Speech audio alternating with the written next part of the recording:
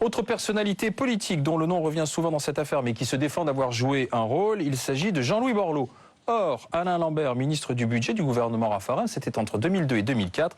Alain Lambert se souvient d'une conversation avec Jean-Louis Borloo, alors ministre délégué à la ville, et on parlait du processus d'arbitrage. C'était à l'occasion du café qui précède chaque conseil des ministres.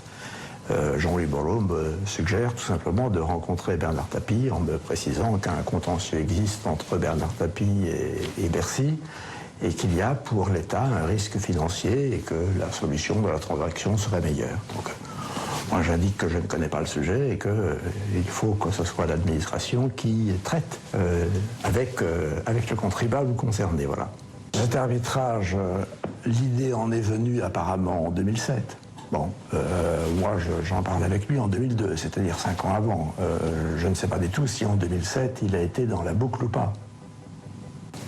Vous avez eu des contacts avec Bernard Tapie suite à cette... De mémoire, il a demandé rendez-vous à mon cabinet. Je n'ai pas considéré qu'il était souhaitable de le rencontrer au motif précisément que notre administration considérait que l'intérêt de l'État était de poursuivre la procédure.